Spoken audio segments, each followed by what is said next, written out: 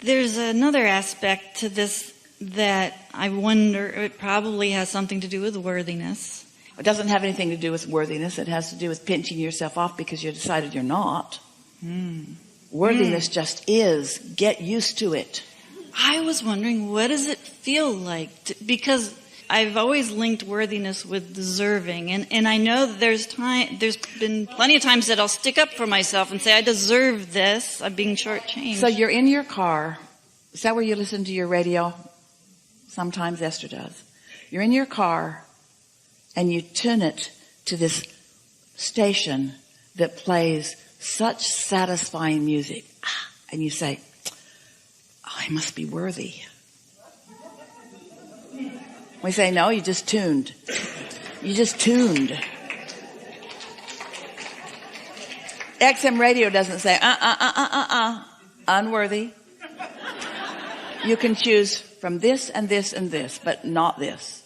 I kind of have this feeling that worthiness, at least how I interpret it, and that maybe I don't know what it feels like really, because I feel like there's a part of me that's asking somebody else to let me have, I don't know if I can explain it quite right. The other day, we were visiting with a handful of people, and we said, what is the word that we've offered more than any other word?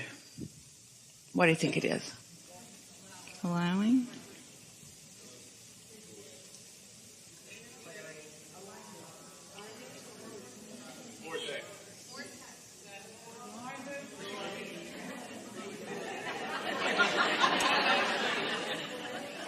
Drum roll, please. Attraction. Attraction. The word is attraction. So it's not about someone bestowing or granting your wishes. It's about you attracting them. So how do you attract them? Life causes you to ask. That's part of it. And the creation of them happens, and source focuses upon them. That's part of it. And then you get into the receiving mode. That's what attraction is. You ask and let in. You ask and let in. You ask and let in. You ask and let in. You ask and let it in. You ask and let it in. And that's what attraction is. You offer a vibration about it. You learn to offer a deliberate vibration. You learn to tune. Tuning is attracting. Tuning is attracting. Paying attention to the way you feel and reaching for thoughts that feel better, that's tuning. That's attraction. That's deliberate attraction. And so, yes, there are so many avenues through which the things that you're asking for will come. Maybe someone will walk up and hand it to you.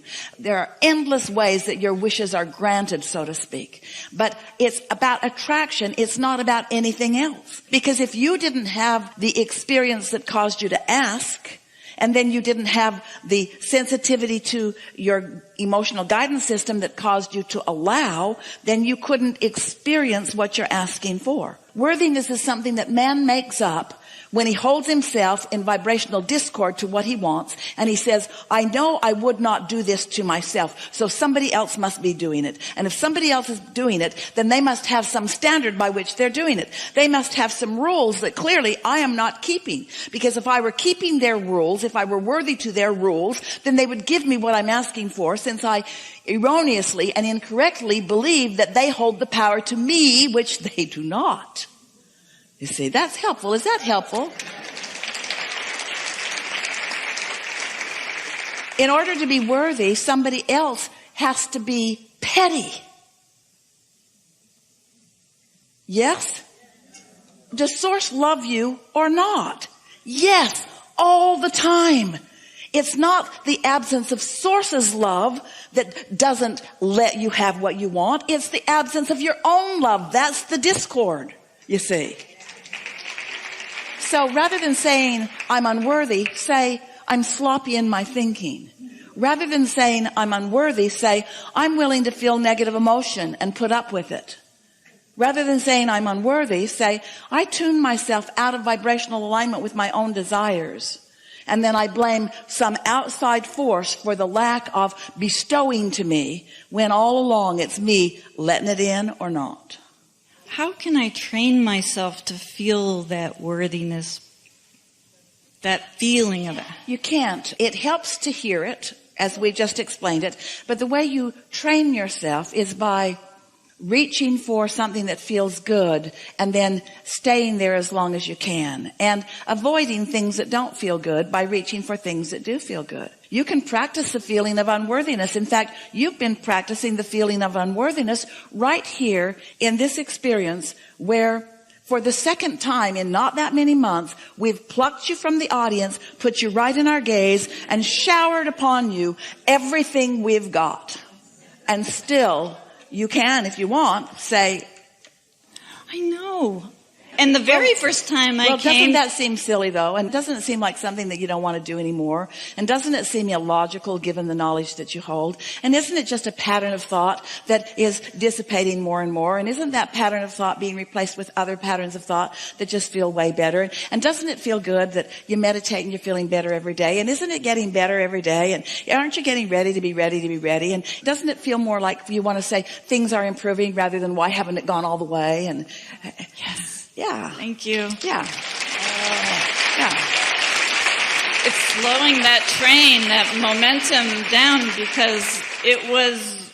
Well, the way you slow the train is by not talking about it. But the thing is, law of attraction, that doesn't work. Law of attraction, it doesn't matter whether you're saying it out loud or not. You're broadcasting the thoughts, and law of attraction is still getting a hold of the thoughts, whether you're saying it out loud or not. What you're offering is what you're offering. How you feel really matters a lot. So it's about caring about how you feel. And these are the things that we would do if we were standing in your physical shoes. We would be nicer to me. We'd be nicer to the me that is you. We'd be nicer. We'd rest more. We'd play more.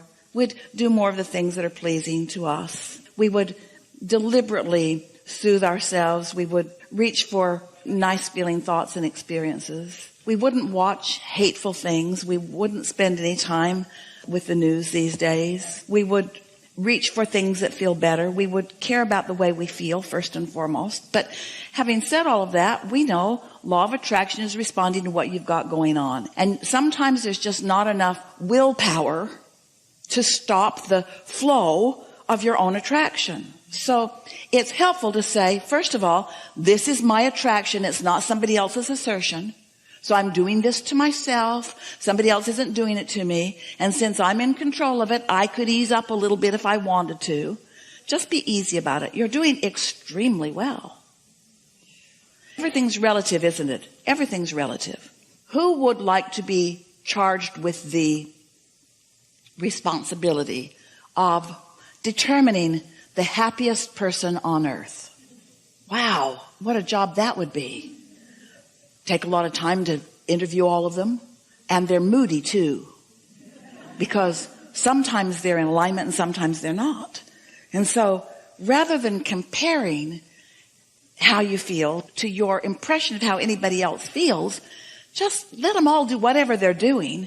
And you just do your own personal, much easier survey, which is, how's this thought feel? Oh, not so good. How about this one? Oh, a little better. How about this one? Oh, that's a little better. The happiness that you are living in any moment doesn't have anything to do with the happiness that anyone else is living. There's not a can of happiness that's being used up. Oh, sorry. You're too late. They got it all. If you'd just gotten up earlier. It's not like that. It's all about you and your relationship to the things that you've asked for. It's so personal, so divine, so spectacularly accurate, and so comprehensible, and so measurable, and so understandable. There's nothing about this that is risky or scary or hard to know. It's really simple. I am loved, and when I let myself be loved, I got it going on. And I am loved, and when I don't let myself be loved, then I'm pinching it off for some dumb reason. And it's probably something I learned from somebody along the way who didn't love themselves either. But to go back and try to figure out where the love stopped, when did I stop letting the love in? You'll make yourself crazy, and you'll cast a lot of blame, and then there'll be all those fights. And so just chill out. Just chill out. I want to fulfill my life's purpose.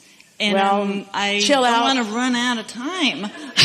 I've got all these ideas of things I want to do. And then I don't manifest them because I'm on to another idea, and then that doesn't happen, and I'm on to another, and I'm always wanting and getting excited, and then you missed the point that we offered earlier, and that is, if you have an idea and it feels good as it's unfolding, and then you don't take it all the way to manifestation, but then you get another idea and it feels good, but you don't take it all the way to manifestation. That's like saying, I'm on a never-ending journey of happiness. The manifestation isn't the point. The manifestation was only the excuse for the journey. The manifestation is only the excuse for the journey. Someday soon we'll be holding seminars on demanifestation. Yes. Yes. Yeah. Yes. Enough? Yes. Oh, Get out. Oh, yeah.